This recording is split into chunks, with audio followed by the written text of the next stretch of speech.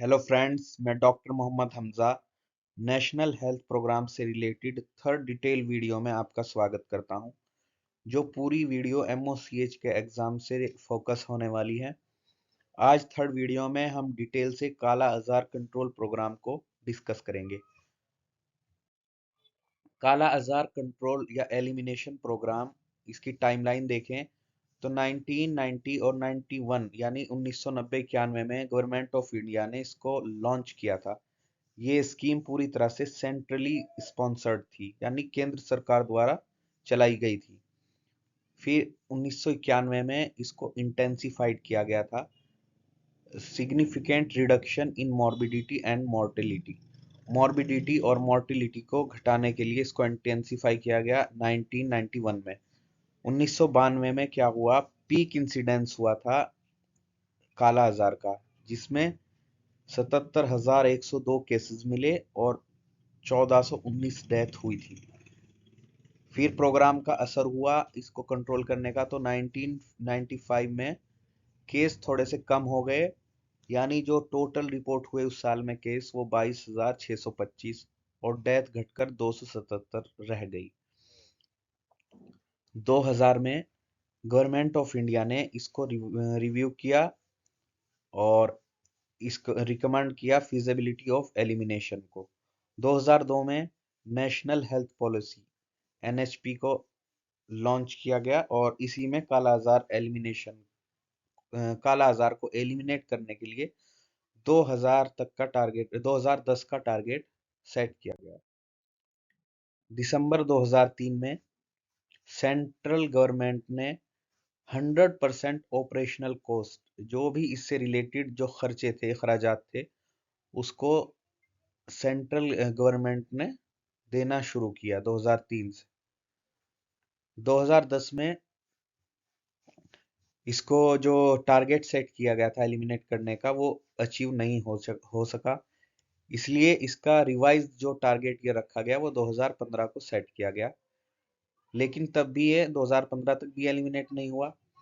फिर इसको एलिमिनेट करने का टारगेट 2023 सेट किया गया था, वो भी अभी तक पूरी तरह से एलिमिनेट नहीं हुआ है। इसलिए 2030 तक डब्ल्यूएचओ ने इसको ग्लोबली एलिमिनेट करने का टारगेट सेट किया है। अभी जो प्रोग्राम जो चल रहा है काला आजार को कंट्रोल करने का, वो national centre vector borne disease control programme के तहत ही चल रहा है। इसके जो किस किस को ये एनसीवीबी डीसी किसको सपोर्ट कर रहा है, बिहार के 33 जिले हैं, झारखंड के 4, वेस्ट बंगाल के 11 और इसमें यूपी के 6 जिले भी शामिल हैं। काला आजार से रिलेटेड अगर बेसिक्स को हम देखें तो इसको एक बार डिस्कस कर लेते हैं। काला आजार को विसरल लिशमैनियासिस भी कहा जाता है। कॉजिटिव एजेंट जो होता है इसका लिशमैनिया डोनोवानी होता है। वेक्टर जो होता है फ्लेबोटोमस अर्जेंटिपस, एक प्रकार की सैंड फ्लाई जो होती है इसका वेक्टर होती है। डिसीज का टाइप क्या है, एंथ्रोपोनोटिक यानी ह्यूमन रिजर्वायर, इसका कोई भी एनिमल रिजर्वायर नहीं पाया जाता, ओनली ह्यूमंस ही इसका रिजर्वायर है। कौन से सिस्टम को अफेक्ट करता है, रेटिकुलो एंडोथेलियल सिस्टम को ये अफेक्ट करता है। Incubation period and epidemiology, incubation period की बात करें तो 10 दिन से लेके 2 साल तक की इसकी इंक्यूबेशन पीरियड माना गया है। इंडिया में जो कॉमन है वो 4 महीने से लेकर 1 साल तक का इसका इंक्यूबेशन पीरियड है। मेल और फीमेल के अफेक्टेड होने का जो रेशो है वो 2 और 1 का रेशो है। अर्लियर सर्वे जो देखें, 5 से 9 साल के चिल्ड्रन जो होते हैं वो इसमें ज्यादातर अफेक्ट होते हैं। वेक्टर जो होता है इसका सैंड फ्लाई, पीक बाइटिंग होती है जो इसकी, यानी ज्यादातर ये मिडनाइट में काटती है। फ्लाइट रेंज जो इसकी है वो आधे मीटर तक की इसकी फ्लाइट रेंज होती है।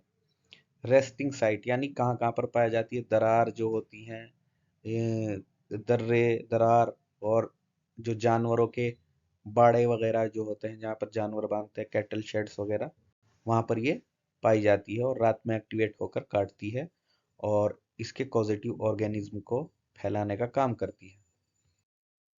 काला आजार का एलिमिनेशन जो टारगेट सेट किया गया है वो किया गया है लेस देन 1 केस पर 10,000 पॉपुलेशन एट पीएचसी और ब्लॉक लेवल। यानी इतनी पॉपुलेशन पर हमें इतने केस, अगर इतना टारगेट अचीव हो जाएगा तो इसको एलिमिनेट मान लिया जाएगा। ये बहुत इंपॉर्टेंट पॉइंट है, ये एग्जाम में आने वाला point. Endemic areas, total endemic district जो हैं 54 इंडिया में माने गए हैं। सबसे ज़्यादा जो अफेक्टेड डिस्ट्रिक्ट्स हैं और सबसे ज़्यादा जो स्टेट है वो है बिहार, जिसके 33 ज़िले से अफेक्टेड हैं। वेस्ट बंगाल में 11 ज़िले, झारखंड के 4 और उत्तर प्रदेश के 6 ज़िले, यहाँ पर ये एंडेमिक रूप से पाई जाती है ये बीमारी यानी काला आजार।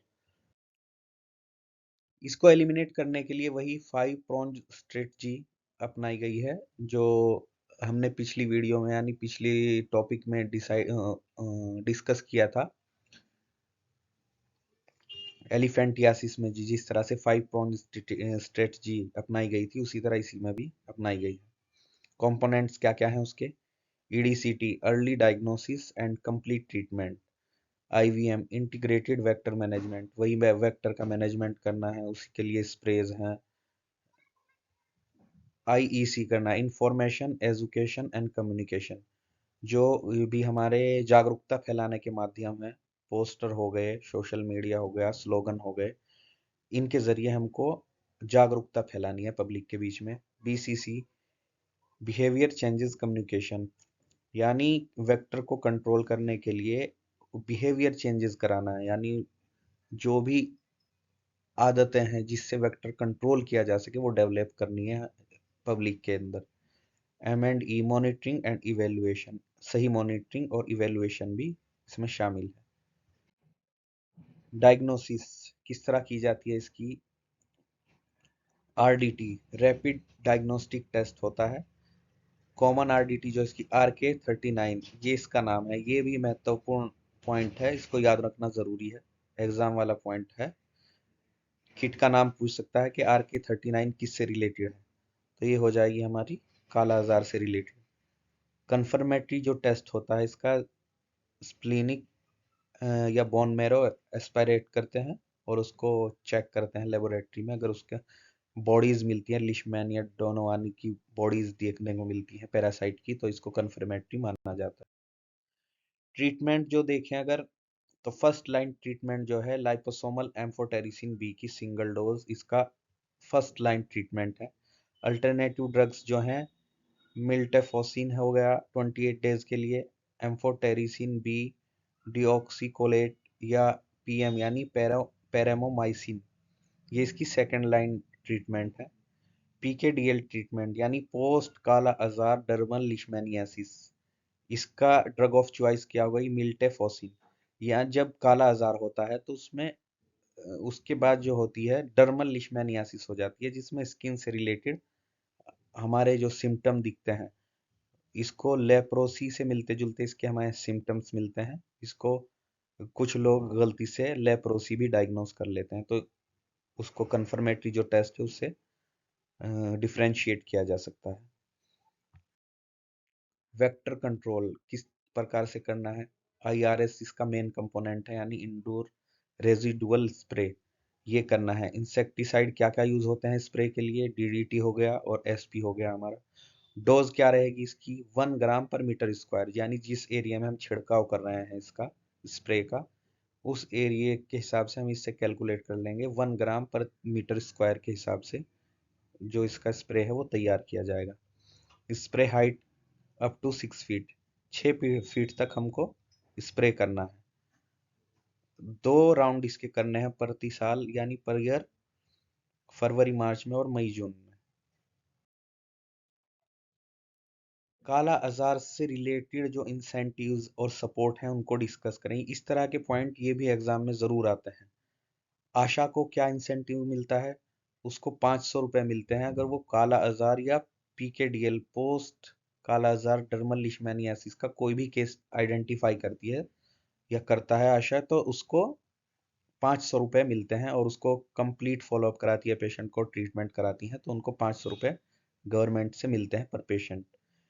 वेज लॉसेस कंपनसेशन जो मिलता है पेशेंट्स को, वन टाइम मिलता है 4000 टू ईच न्यू पीकेडीएल। जो भी पीकेडीएल के न्यू केसेस हैं उसमें 4000 का इंसेंटिव वन टाइम मिलता है पेशेंट को, और 500 रुपये काला आजार के पेशेंट को मिलते हैं।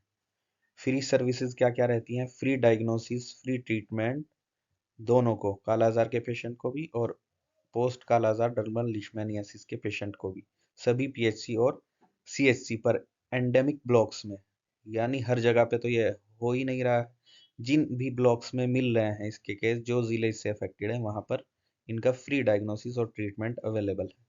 इसके अलावा जो भी टारगेट सेट किए जाते हैं डिस्ट्रिक्ट्स के लिए, स्टेट के लिए, ब्लॉक्स के लिए, उसके अकॉर्डिंग उनको इंसेंटिव और कंपनसेशन मिलता है।